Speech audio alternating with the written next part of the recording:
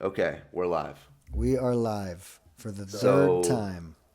third time, if you're listening now, you are either 45 minutes into the podcast or 3 seconds in. But either way, I'm here with Rare Wink.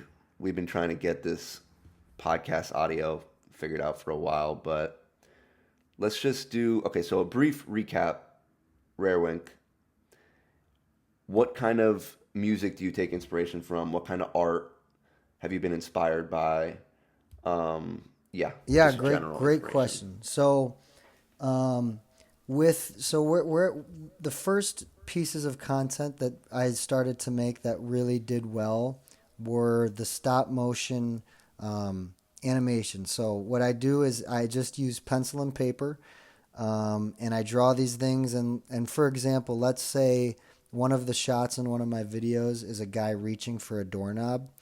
So I'll draw a doorknob and a door, and then on a separate sheet of paper, I'll draw a hand and I'll cut it out, and I'm outside the frame, kind of pushing the hand towards the doorknob. So it's animation, but it also still has a human touch. It's not all edited digitally. Um, Now I'm saying that to I'm just prefacing, my inspiration. So the first videos that I or content that I created with that style were these day in the life videos. So I know that's not really inspiration. Like, I'm inspired by Tim Burton and Tarantino and PTA and all these people, but with my specific content, and we were kind of talking about this earlier, it's like I see so many day in the life videos, so many videos, get ready with me, or here's my morning routine.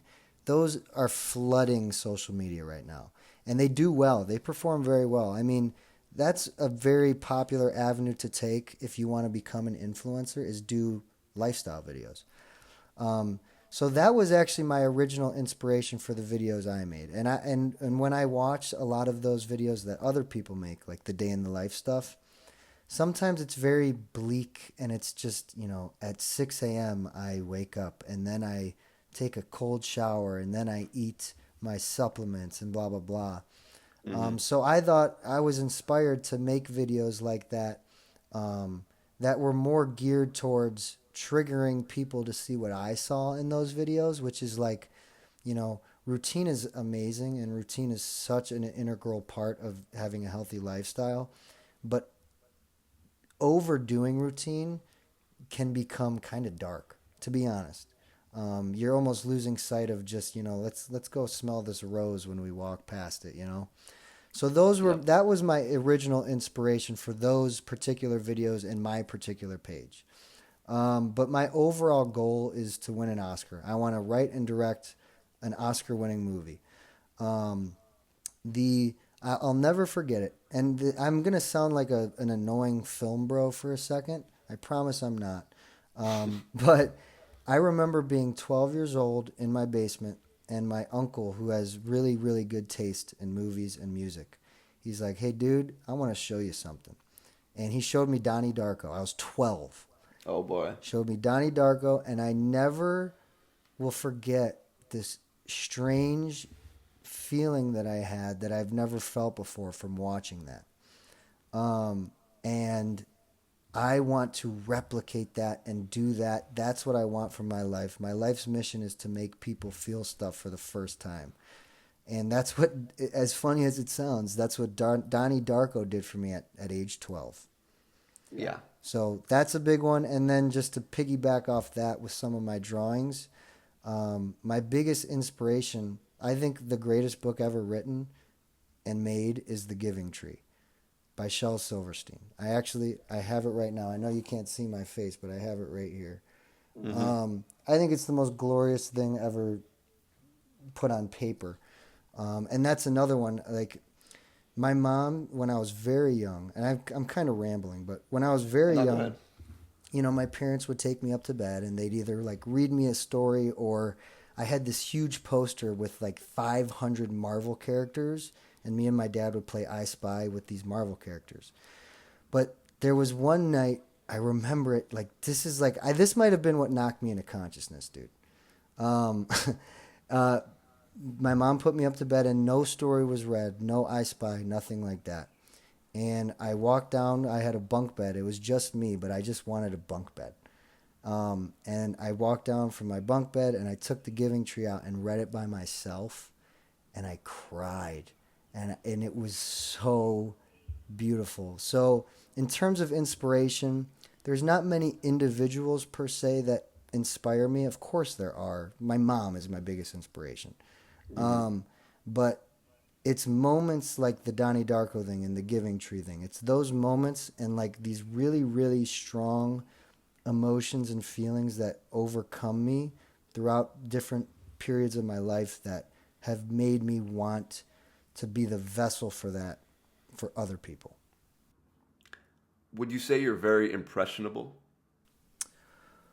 Ooh, wow, that is such a great question. I think everybody is impressionable in a way. I think I'm very stubborn. So I guess to answer that, I would say no. Mm-hmm. But I'm I'm impressionable in the sense where, you know, I have a thought. Some people like there's some dark thoughts or even really beautiful thoughts that people have that they'd like to ignore because it can lead to such drastic change in their lives. I really struggle at ignoring those things. So if I have like a dark thought like, oh my gosh, like what if I die doing this? Which I shouldn't even, I rarely think that, but I'm just saying, once I start thinking about something, I want to indulge it all the way to the end of the tunnel, and that can lead to me or having an impression on me. So I'm very impressionable to myself, but if someone says, hey, you should stop acting like this, I can be very stubborn. And it's like, no, screw you. I'm not going to do that. But then I'll go home and think about it, and then I'll be like, oh, yeah, maybe I should. Right. How about you? Are you impressionable? So there's two. I mean, definitely not anymore. But I remember when I was younger, I was very. I was like a social butterfly, but in a way, I can always sort of meet people where they needed to be. So if someone was a certain type of person, I wouldn't show up as a certain version of myself. I would show up as whatever version of myself was needed to create a softer version of reality for that person. And that's a weird sort of skill, and I don't know, I guess sometimes it's relatively appropriate, but I do think you take the back seat a lot of times when you do that. But when I was younger, I was very impressionable to movies, and I think my reasoning, because right now I'm like very into like identity transformation, right, like neuroplasticity and the way our minds can formulate themselves upon new experiences. So when someone watches a movie, for example, like you watching Donnie Darko when you were younger, I think it has such a lasting effect.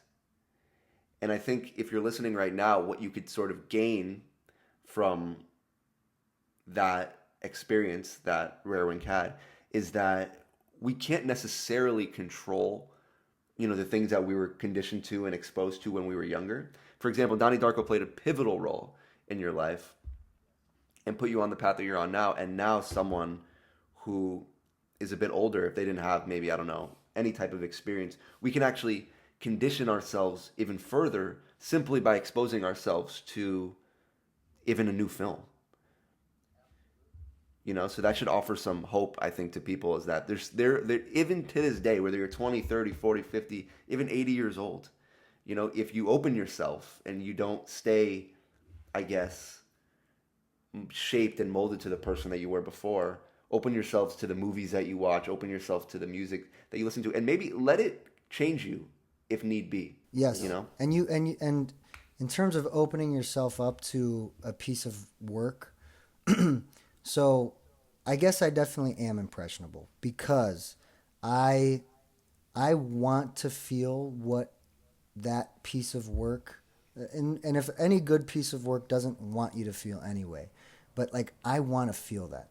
So I do let myself, open myself up. If I'm watching a heartbreaking movie, I will cry and I will feel that pain. Now, in terms of if that has an impression on my life, if it's a movie like that, I would say no, but to that point, a dangerous thing that's happening right now is people have an algorithm on their phones. And that is something that you can really fall victim to. Almost you almost become your algorithm. And to give an example for that, when I first got out of college, so this was 2022, my whole feed was very, very, what's the word? Like aggressive health stuff. Like, Mm-hmm. don't drink this. You need to take these supplements. Don't eat this. You should not, no blue light before bed. All the stuff, but like times 10. And I was following that for a while. It's so funny. Like I was like, yeah, I agree. I want to be healthy. And so I started following that for a while very strictly, and I started feeling great, and I started feeling healthy, and this and that and the other thing. And I reached a certain point where it didn't feel like myself, like I was living for this algorithm, and that can be really dangerous. And on this specific point, like too much of something is never perfect. You need to take everything in stride. So if you're gonna be impressionable to, let's say, your algorithm or a movie or this or that, you be weary of the extremities of what that can be. Definitely. I think I wrote the specific quote in my new book, and I said, people preach isolation. There's spiritual teachers and any sort of religious text, whatever. They preach isolation, but I said, and I'll say it now, that you're not truly alone if you're with social media, if you're with the algorithm. If you're isolating without social media, without the algorithm, sure, you know what I mean. You could do 10 days, even a month, whatever it takes, in some sort of deep reflectionary state. But if you're by yourself with social media, with the algorithm, I mean, it's worse than being surrounded by people 24/7, because at least when you're with people, they can challenge you, they can give you pushback. But when you're alone, just with social media, just with the algorithm, you're just staring at a wall that says, whatever you believe, you're right. And that can be, and it takes you deeper into the hole, deeper, deeper, deeper. The algorithm starts to learn, and it starts to push the boundary of what you'll interact with. Because at first, you'll see one video, like you mentioned, health videos, you'll see one video, a good video, about, mix in some cardio or mix in some fruits, whatever it may be, basic stuff. And then you sort of start going deeper and deeper and deeper, and it starts capitalizing off of your attention. And it understands that the more provocative content we push to this person, the more they're going to stay on. So it's not necessarily about, the algorithm's not trying to help you. It's actually trying to trigger you in a way. So even when you think you're going down a good rabbit hole, you can't necessarily trust the rabbit hole the algorithm's taking you down, because it's not optimizing for the best content. It's optimizing for the most provocative content. Right. It's optimizing for engagement. And you're Yeah. going to engage on, like, if I'm so used to seeing, whatever health thing I'm seeing, and I'm clicking on it and reading it and spending time on it, at a certain point they want to evolve that into, okay, what's the next thing that we can send his way? And it's yeah. And to your point, if you're alone and all you have is social media, I always feel much lonelier doing that than if I actually spend a day by myself. Yep. So yeah, be weary of that. And we can sort of transition this into, I guess, because we both use social media, right? We use, so if it weren't for social media, we wouldn't have a platform and whatever else. And I think when people might be hearing us speak, they might jump to the conclusion that we're anti-social media, and I'm not going to speak for you, obviously, but I think it's all about transforming your relationship with it. Create more than you consume is what a lot of people say. And if you're going to use social media, I would actually offer the practice of bringing like a conscious mindset into it. So I like to make the connection between social media algorithm and like our reality. So if you're going to engage with certain content on social media, you can use that as a practice to what you're engaging with in real life. So if you're engaging with, let's say there's a clip of our podcast on social media, it's informative, it's sort of low stimulation, but it's educational for creatives and people looking to work on themselves, whatever it may be. If you're going to engage with stuff like that, it's actually going to unconsciously inspire you to create more. And you could just like those videos. Even if you don't watch the whole thing, you could just like them, engage with them. Even though you know you're not going to watch the entire thing, even though maybe you don't even watch it at all. I do You that just see the so title, yeah. often. I do that so Yeah. often. Something comes up, it's like, okay, this is a huge lot of reading. I'm going to save it and read it later. Exactly. But yeah, I mean, so in terms of social media, I think social media is a great thing. I think it can be used as a amazing thing or a bad thing, and that's kind of the deal with pretty much anything.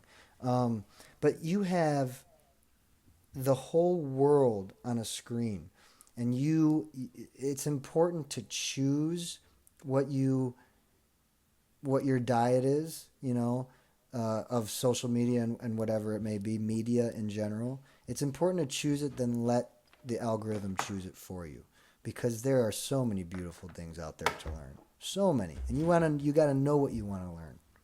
Definitely. So, okay, so just in case, for those of you listening, obviously we recorded 45 minutes before, whatever, just in case that part didn't get shared, I want to touch on the flow state again, because I do think that was really interesting. So, for those of you guys listening at home, me and Rarewink had a conversation before. Whether it'll be included earlier in the episode, I'm not sure. But passions, hobbies, they're portals. They are doorways into existing in a sort of synchronistic flow of consciousness from which we can't really name, we can't really understand, we can't really analyze.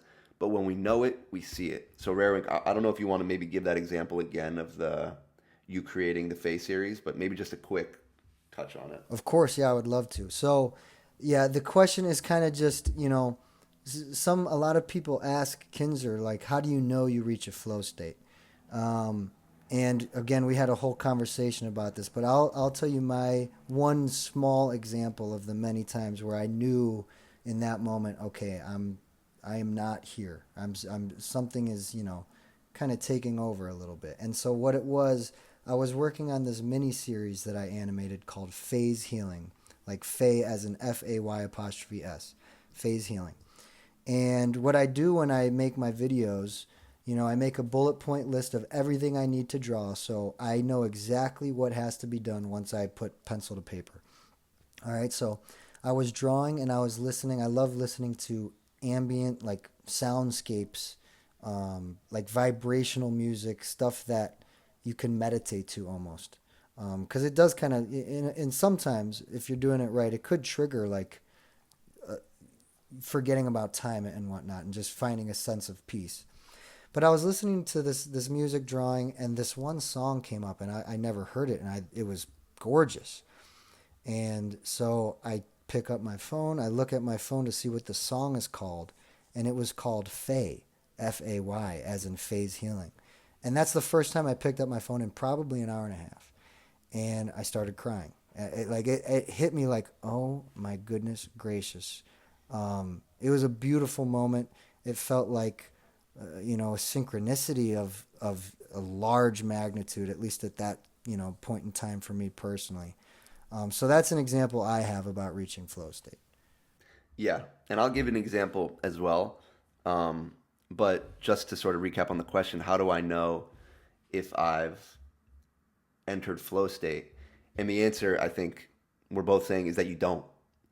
You don't until you're in it, and then until you're out of it, you don't realize.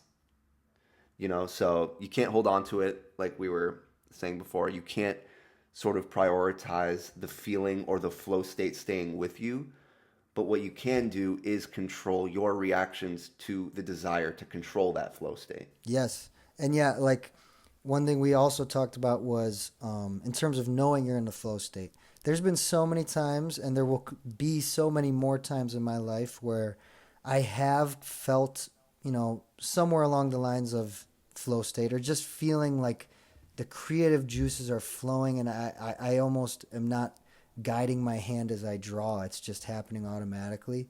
As soon as I try to indulge in that feeling, I notice it, I love it, I want more, I want to indulge in this feeling, it's gone in an instant. And it's something that you can't go out and grab. As a creative, you can't just grab it or hold on to it. It's something that it's like the wind. Just let it blow, and don't think about it, because as soon as you think about it, you're detached from it. 100%. And I'll give a small example. So I was writing, I think it was my first book. I don't remember the intricacies, but it was like 3 or 4 years ago.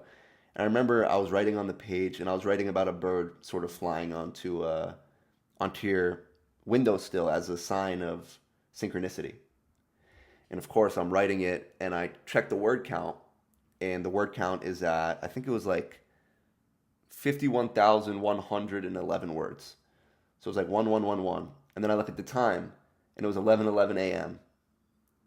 And then right as I look at the time, I look up at my window. I'm in my college dorm, not dorm room, but like housing. Right as I look at my window, there goes a bird sitting right on the edge of the thing. So obviously I felt like, I guess a vibration covered my body, and I just sat there for a second with it. I saw the 11:11, I saw the word count, I saw the bird. And I start to think to myself, I say, what does this mean? Like if I'm talking to the universe, if I'm talking to a higher power, I'm asking to myself, what are you trying to tell me? And I've had, honestly, since I've been writing books, since I've been doing these type of content, spreading messages, I've encountered so many synchronicities like this. And I don't think it necessarily means anything, but rather it's saying, pay attention to what's happening here. You know, see, just see the synchronicity, see that it's possible. See what you're doing, the flow that you're in. Notice how it exists and notice how it's there. Because I think a lot of people, we can develop a sort of cynicism around, not giving ourselves enough, I don't know, fluidity in art. People who aren't naturally, I guess, creative, they may struggle to find this sort of flow state. And it shapes our worldview, right? As soon as you know, like you had that experience, as soon as you know that there is this weird synchronistic flow of energy, it makes you ponder, it all. It makes you ponder the external reality of it all. So I think it's important, not just for creatives, but for everyone to sort of find something, find a passion, find an art, whatever it may be, and just lose yourself in something. So to piggyback off of that too, and you said that you started noticing more of these synchronicities once you started writing more and getting more deeply into this world. There's this one thing, this was a couple years ago, I read something along the lines of, if you go on the same walk for 1,000 days straight, you can find something new every time. And so, I run the same route every day, and that's something I still do to this day, is just notice something different, okay? And it's the fact that it's not like you're looking for a synchronicity. You're not really looking for that. It's the awareness that they're there that helps you notice them more. And 100%. yeah, so that's my interpretation of that. And how do I notice synchronicities more? It's not about noticing them. It's just be aware that they're there, and you will, just automatically notice them more. Right. I think a big part of synchronicity that people get wrong, and I'm pretty confident in this aspect of it, is that we're looking at them as sort of like street signs. We want to think like, synchronicities are pointing us into a certain direction, into a certain avenue. And that's why I think so many people get so stuck, because we were talking about this before as well. It comes back to one of the first things we talked about, is the limitations thing. It's that you think that like the universe or reality is pointing you in a certain direction, when in reality, it's saying, you are powerful enough to create whatever it is you're desiring in your heart. That's what it's saying. It's not pointing you outward. It's not pointing at a direction. It's like holding a mirror to your own capabilities and to your own, powerfulness in creating things, creating art, creating a new reality for yourself, a new identity, whatever it may be. Right. This is a point in your latest book, My Name is Anxiety. There's a void of nothingness, and you can reach in there and grab whatever it is that you want. Your limitations are set by yourself and yourself only. And it's tough. So you get far along in life. I'm 26. And throughout those 26 years, I've put myself in boxes. And a lot of those boxes I've put myself in are actually related or relative to boxes that other people have just subconsciously put me in. You know, like, oh, he's the funny guy, or oh, he's this, he's that. And you, it's not like you're like, yes, I'm the funny guy. But it's more along the lines of, it's almost an unconscious following of that box, as you said. Um, and yeah, it's possible to shift the paradigm, and we kind of talked about that earlier. I'll plug one of my favorite um, uh, YouTube channels or spirit. That's not even spiritual, but there's a guy named Bob Proctor who's been doing it for a while, who talks about shifting the paradigm, and that you got to feel it first. You don't have to see it. You have to feel it within you. I feel like I am this character, and you drink your cup of coffee in the morning like you're that character. You open the front door like you're that character, and soon enough, you will be, seasoned to that character. And it's the same way. You can either do that consciously or subconsciously. Okay. So we had just touched on Bob Proctor, and I would love to know your thoughts on how have you seen a shift in identity since, bringing awareness to the fact that you can shift your identity? Because I think the biggest hurdle most people have to overcome is just realizing that they can become a different person. That's it for me. That's exactly Yeah. it. So I'm trying to think. So the first thing that got me into, I don't even like to call it self transformation, but I suppose it is. There's So it was my senior year of college. I was mentally struggling. I was a complete and utter pothead. I binge drank, vaped. I did all that crap, and I felt like crap. And I'm about to go into the real world, and this book. It's other than The Giving Tree. It's my second favorite book of all time, I suppose. It's called Illusions: The Adventures of a Reluctant Messiah. Okay, Mm, so I suggest it to anybody. And since I've read that, before I read that book, I didn't read. Since I've read that book, I've read 100 books. Um, but that's what started me, like you said, realizing that you can be the writer of your story. You can change your destiny. You can change in whatever ways you want.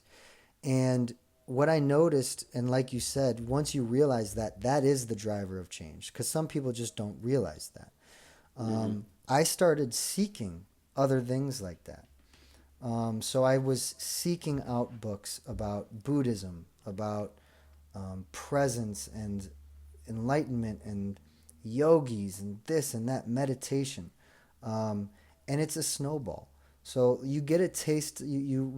The first thing for me is realizing, right, that we have that power within us to change. It's two, acting on that revelation, and then it just snowballs, right? Because you start to feel better, you start to see things lining up how you want them to be, and it's like, wow. And you know what I'm saying by the snowball effect? In a way, it's contagious. It's a great addiction. um, and yeah, it just, reading that one book led to me reading more books, which led to me meditating and really reflecting on what was I doing wrong, or what was I doing that wasn't serving me and my purpose and my goal. And then just redirecting that every single day. And I'm still working every day to do that. And when I'm 95 and on my deathbed, I will still be working on that. There is no perfection and there is no end result. It's right now. For sure. I think two things. One is, you get one taste of the infinite and you're never the same ever again. You get one sort of glance at how possible it is and how sort of fluid and changeable, like Plato, our sense of self is. And you start to realize, how far can I take this?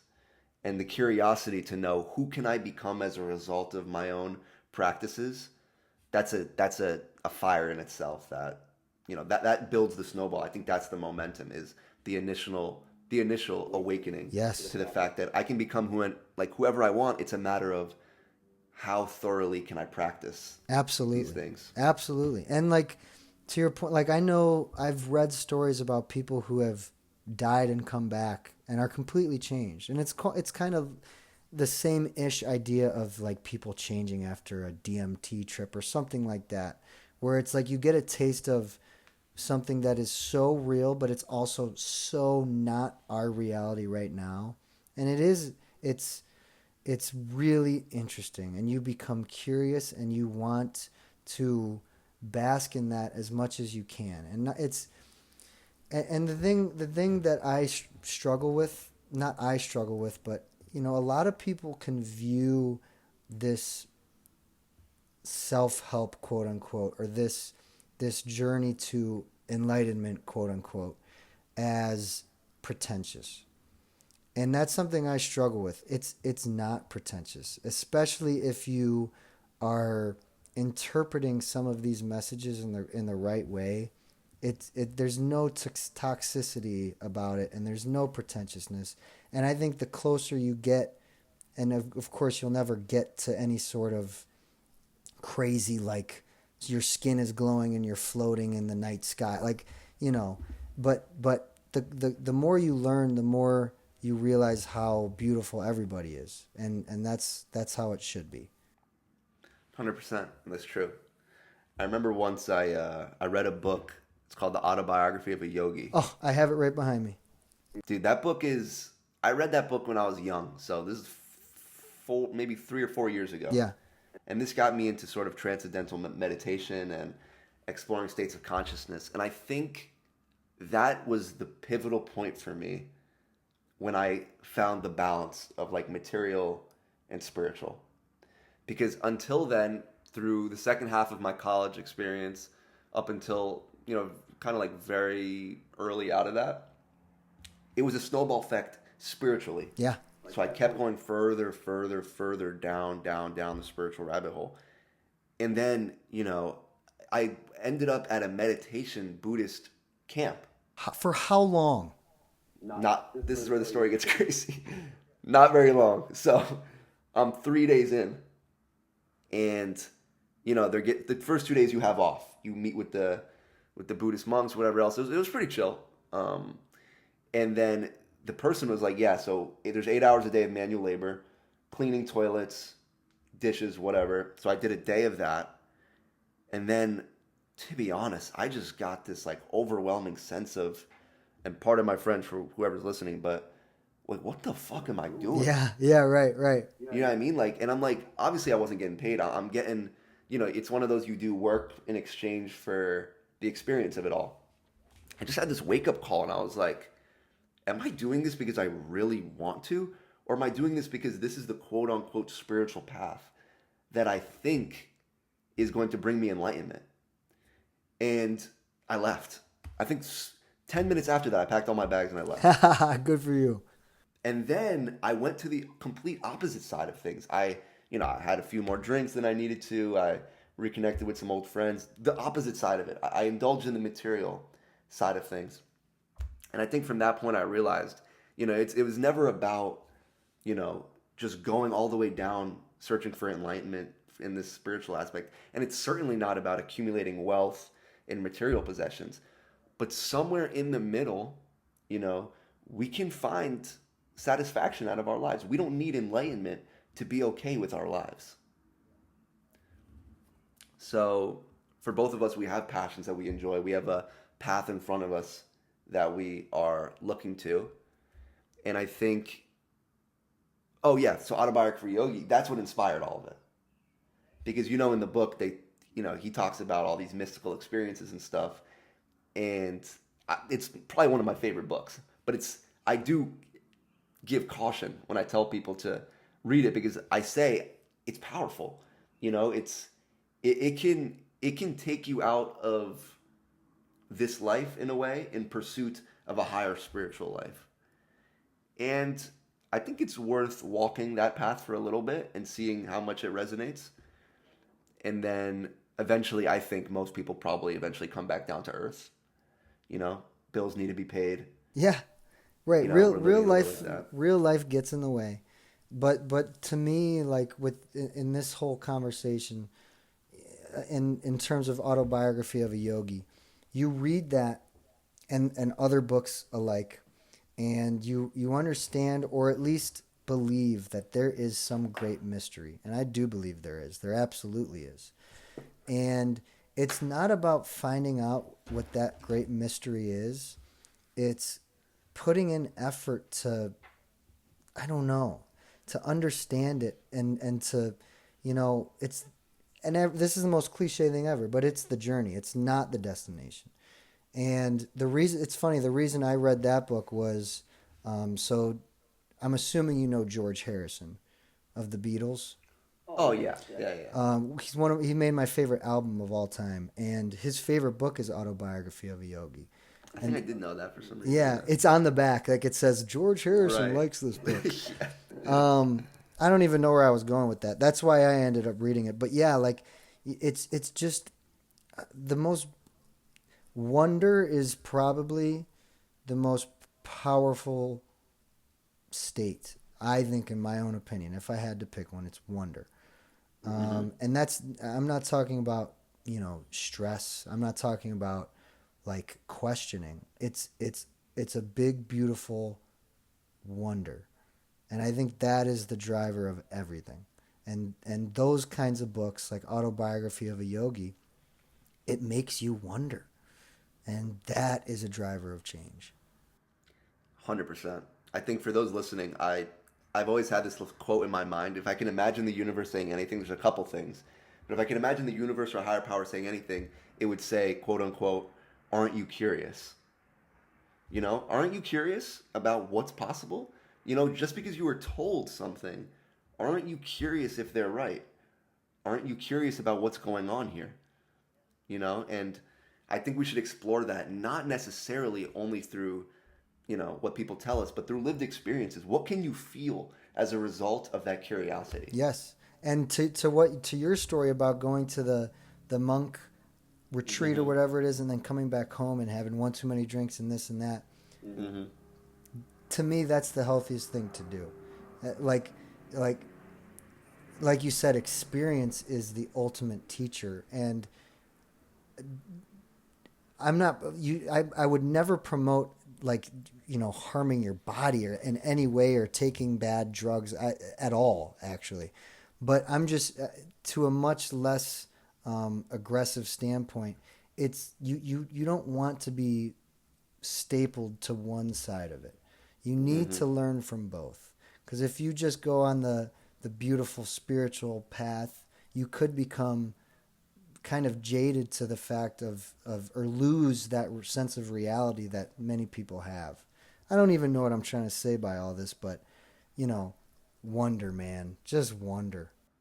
Yeah, I think I know you're getting. I mean, you're pointing out a sort of paradoxical truth to reality, and that is you can't be too soft in a way. I think when a lot of people they see my account and there's so many people that have read my words, separate from who I am, but just from posts, so many people. And the reason I tease my identity without giving it away, and I think anonymous is so powerful, is because I think I myself am relatively paradoxical in relation to my writing. So if someone were to come to me expecting to find an enlightened monk type being, I'd say you're so off the mark. Right. You know what I mean? And that's what encapsulates my whole message as well that I want to. You know what I mean? It's if you're going to listen to somebody, the guy sitting next to you at the bar may have just as much to offer you as that monk at that retreat. Beautifully said. And I think that's the paradoxical thing I think you were pointing at as well. Yes. And the universe is equally in everybody. It's equally in everybody. Whether you're, for lack of a better word, like your third eye is open and you have this beautiful air around you, or you're a slacker at the bar. There is, to me, just equal wisdom in each of those beings. I really do believe that. Now, I would probably take the advice of the glowing being with the beautiful air around them, over the drunk at the bar. However, that does not take anything away from a certain person's experiences at all. It's really how you interpret what they are conveying. Mm-hmm. And that's like there's like a theme, I guess you could call it. It's called like the cosmic joke. You know what Oh I my mean? God, I cannot believe you just said that. Yeah. So, and I'm a big believer in that. You know what I mean? So I think every time you cling to a judgment, especially when it comes to teachings and spiritual things, the universe has a funny way of giggling at you because it's telling you it's like, why are you so presumptuous in this person's lived experiences? Why are you so presumptuous of yourself, of your own life? And it's like almost every single time I get a message about anything having to do with your path, or like who to listen to, and I'm like, I always say, look the other way. You know what I Yeah, mean? So if you're at that monk retreat, look the other way. Or if you're at the bar, look the other way. right. Whatever you're doing now, whatever direction you're judging, walk into that storm, walk into that direction, and see that the universe was probably giggling at you for looking the wrong way the whole time. Yes. Oh, the cosmic joke is such a beautiful thing. Are you familiar? And I'm sure you are with Alan Watts. Mm-hmm. The saying goes something like humans take seriously what the gods made for play. Mm-hmm. And I think that's so true. And it is so unbelievably easy to lose sight of that. I mean, I live 99% of my life away from that just because it's hard. But Yeah. there are moments where you can realize that, and you have to appreciate those moments. And like to the cosmic joke of you die and you had all these sorrows and all this pain and all this material emotion in your life, and you die and you look back at it and almost are like, oh my God, like this was so silly. Yeah. And to try and go about your day for as long as you can with that feeling is something that I do strive for, and I think everyone should. 100%. I think bringing it back to, I'm going to tie it into something else, but bringing it back into synchronicity, just for those at home. There's actually synchronicity including you one time, I remember. So I was writing, before My Name is Anxiety, I was, what do you call it? I don't know what I was doing, but my artist had just, basically screwed me over. And the project that I was working on before, and it just happened that he screwed me over. And I was thinking to myself, what am I going to do, whatever else. And you had just messaged me that hour that happened. And I was like, again, I looked at the sky, like it was like nighttime, I think, and I looked at the sky, I'm like, what in the world are the chances of that? You know what I mean? And it's just, I think, when certain creations or whatever are meant to be, it's just meant to be. Like, you can't wrap your mind around. And honestly, maybe that encounter or whatever, that message, whatever it may be, us talking now, whatever it may be, it's an unfolding of events. So it wasn't just about My Name is Anxiety. It's also now this podcast. It's also now the art of this podcast, and the first podcast with two guests and who are kind of animated. And it's just this unfolding of a bunch of different ideas, and that would have never happened if you maybe never would have messaged me back in that exact hour, Right. when I was in that exact mental state. Right. Yeah, how crazy. I remember that. I forgot about that. Now that you mention it, I remember it. And I remember you saying something like, this is so crazy. This timing is crazy. Yep. Wow. Yeah, that's crazy. I mean, look at this. It's months and months and months later. We're still working together. We're talking with each other now. So cool, man. It is so It's great. cool. And yeah, I think when you do have a kind of a vision for what you want and what you want to do, and you act, you take action daily to work towards those things, the tunnel closes up a little bit and something like that happens. 100%. So we'll switch gears now. What are your thoughts on manifestation, law of attraction? Because I got a comment about it recently to touch on it, but I think it'd be interesting if we both kind of go at it. So I don't know. What's your relationship with that, I guess? I could talk about this for days. To me, what manifestation is, and how I guess how I manifest in a way, is you, and I'm sure you know this, and this is like the law of attraction book and the secret book. You want to feel the emotion of you, whatever your goal is. Like for me, per se, I am going to win an Oscar one day. I know I sound crazy and cocky. I promise you I'm not. But sometimes when I meditate, all I do is I'll just close my eyes for 20 minutes and I'll visualize, how the audience at the Oscars looks from the stage, and how the trophy looks in my hand. And if you visualize that strongly enough, it will evoke a feeling out of you. And so you feel this feeling often. Like if I do that every day for 20 minutes and I feel that emotion every day for 20 minutes, that the path that leads to that reality starts coming to you, right?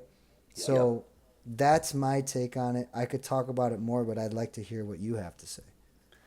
So that practice, what you're talking about, the existing in the state of being, that's his thing. And so for my overthinkers out there, I want to add a little bit of a nuance to that practice. So people get confused because they say, what if negative thoughts start to come into that practice? And what I always say is, you can't manifest something in that negative energy in a way, because the whole visualization process, it's coming from your heart. I think it's a sort of projection of your heart and what you want. And the creation of reality can't be done from a negative mind. It can't be done from a negative standpoint. So for those of you listening and want to do the practice that Rare Wing just said, but you're overthinkers and maybe deal with thoughts that you don't want, negative thoughts, anything like that, I'd say don't worry about those thoughts manifesting. It's not going to tap into that same creative, heart-centered energy. So that's the only like little caveat that I'll add to that whole practice. Right. I get that way. I sometimes I start thinking, like, I'm one of those people where every so often I start to think I'm sick. And like I can either snowball it or just be like, dude, like, you're not sick. I don't know what I'm trying to say here, but I understand the overthinkers. I'm an overthinker myself. 100%. It's an irrational thought, and it's, you can. It's like you can get sick at any point. Right. Anything can happen, Right. and you can't, your mind's not a fortune teller just because your mind says, or you get a thought that, oh, you're sick. You're about to fall under the weather. Especially, I don't know if you get it. Maybe I get it a lot of times when people will tell me before there's an event coming up or before there's anything like that. That's when the mind and the negative thoughts love to come in and say, oh, what if you're sick? What if you miss it? You know what I mean? Stuff like that. So I'd say if you're listening at home, pay attention to how your thoughts try to get in the way of these more deeper spiritual practices. Yeah. And see that you don't necessarily have to achieve a quiet mind or overcome everything right away to practice them. Right. They're not going to deter from the more creative, heart-centered practices. Totally. And like with those negative thoughts too, a lot of times if I'm meditating, let's say, like my eyes are closed, I'm meditating, and either a negative thought or just a distracted thought comes in, and people preach this all the time as well as Joe Dispenza. Just let it. Like don't just let it. And if you really need to understand it, then try and understand it. Maybe not in that meditative state, but that's going to happen. Just let it. It's like a car, driving past you. Just watch it drive past, and then it's gone, right? Exactly. Now, one more point I actually do want to say about manifestation, if you don't mind, is like for a long time I was manifesting by doing the feeling thing, right? I'm trying to feel it. My eyes are closed. I'm reaching this great state, and eventually, meditating on something leads to action. So I actually have not been meditating very often because I know if I were to meditate, the quote unquote, and you should never come to a conclusion meditating, but the conclusion I come to is I want to create. So now I'm actually using the creative process as a meditation, and I'm achieving that feeling that I would be pretending to feel anyways by doing it. So the thing about meditation, and then I'll shut up, is action is the most important thing. It is. Yeah. I think you're completely right. I think the best meditation is lived experience. Yes. It's living your life. Take the mindfulness, take the practice of letting the thoughts pass like cars, take that into your life. Right. When you're uncomfortable, when you're met with your fears, when you're with your anxieties, whether in the creative process or just living your life, can you bring those meditative practices into that? And that's the tricky part. If you can do that, you can transform your life. But of course, that's difficult. Right. It's very hard. And I also agree with manifestation in terms of action. I do think a lot of times, because there's so many videos, especially on YouTube, about manifestation, basically bringing something to you. Yeah. But I honestly, I think I did a podcast episode about this, but I like the idea of the manifestation being our state of being. Mm-hmm. So instead of waiting for a sign, we become the sign by taking that first uncomfortable leap of action and taking that first, we create the momentum and then the universe meets us there. It takes two to tango, you know what I mean, for the dance. Right. Right. So yeah, well, what are your thoughts on, as you've gotten into that state, have you been met with, a wall of barriers, even, or maybe just not even creative, just in your own life? Have you seen like a wall of fear that you've had to overcome and not wait for a sign particularly? That's a good question. Not necessarily a wall of fear, but a wall is a great way of putting it. So I was meditating a lot every day, and for years my goal has been to make films. And so I was meditating on that, and I wasn't making films. And I started to get frustrated. It's not like I'm frustrating, like, why isn't me sitting down thinking, working? It's not like that sort of frustration, but it became, I reached a point, and it's funny because like this is when I started creating my page and my content. I reached a point where finding that feeling wasn't enough. I wanted to, like you say, I want to experience that feeling. And so I reached a wall where barely anything was happening. Now, I made a short film years ago with my friends, but it's a 7-minute little YouTube video with 600 views. So you reach a point where it's not frustration, but it's a wall. And to break past that wall, you have to do something different. And that's when I was like, okay. And for me personally, like, I want to make films, right? Films are expensive to make. I don't have the budget, let's say, to make a 2-minute superhero movie with a guy flying. But what I did have, and you realize this when you reach these states, you kind of have a clear mind. I realized, well, I have pencil and paper right here. I can draw it and find a way to make a 2-minute superhero video with zero money. And now that's my new form of meditation. So the action is important, but inaction is just as important.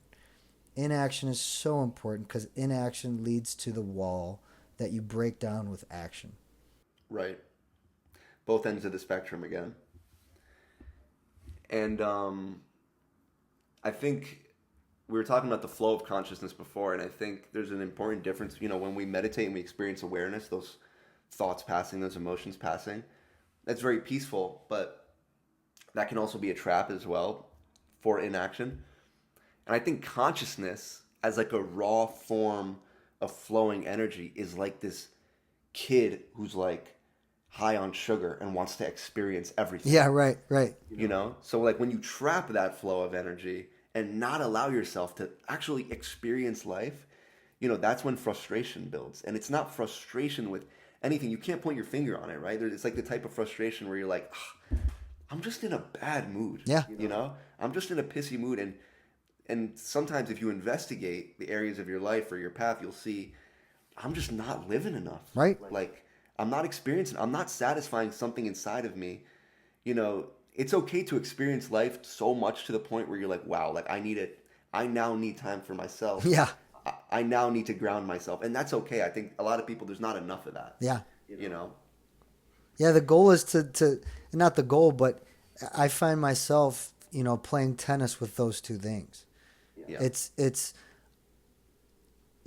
I'm at such a peaceful place, or not even peaceful, but it's just, I guess at the bottom line, there is time where if I don't take action, my frustration will grow. And if I don't rest, my frustration will grow. And to your point and to our point, it's the balance of those two things. Being stagnant is probably the worst possible thing. Yeah. I think a lot of people, there's a sort of glamorizing of being self-aware. There's a glamorizing of having the depth, because we're both talking about books, consciousness, awareness, the flowing of energy, whatever it may be. But we're going to get off this call. We're going to have to go into our life. We're going to have to go make something of our life. Yes. You know, you can't just sit and ruminate on these things forever. You know, you can't take pride in the fact that you know it. You need to take pride in the fact that you're able to change yourself. Yes. And change your reality as a result of that knowledge. And fail at trying.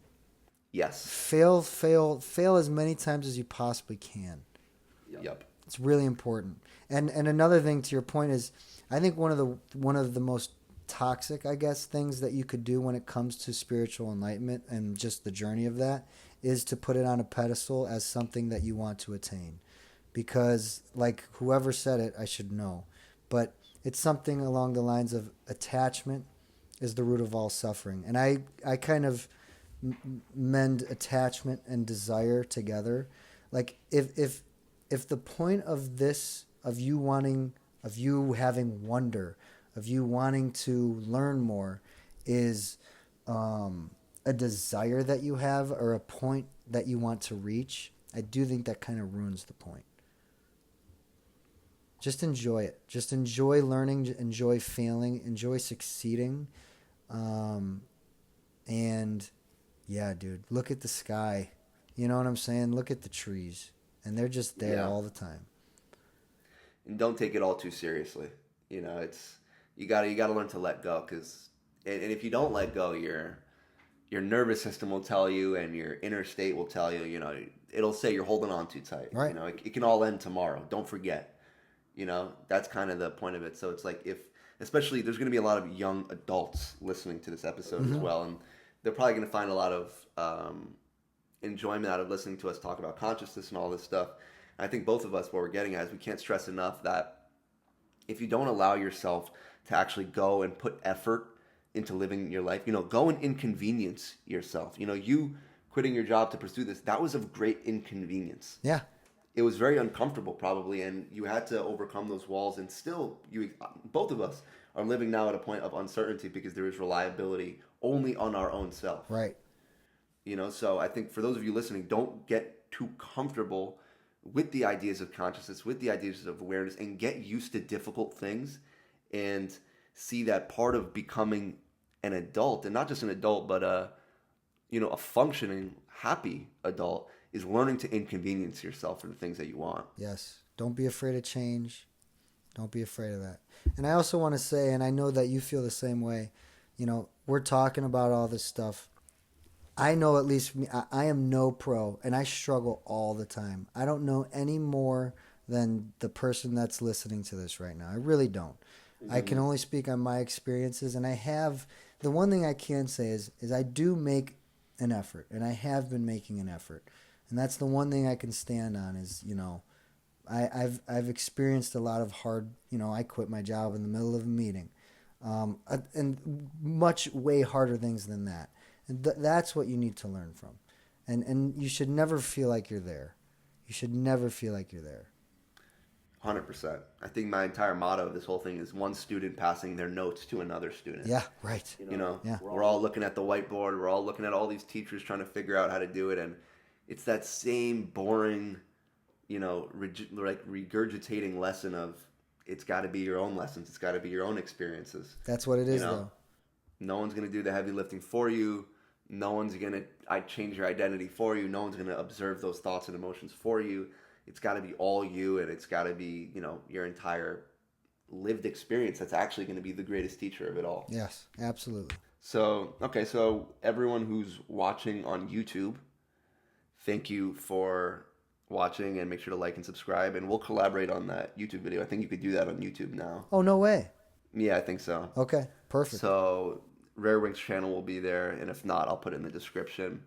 Rare Wink on all platforms, right? Do you have anything coming out anytime soon? Or? Rare Wink on all platforms. My next song is coming out sometime within the next month, and that rollout will begin soon.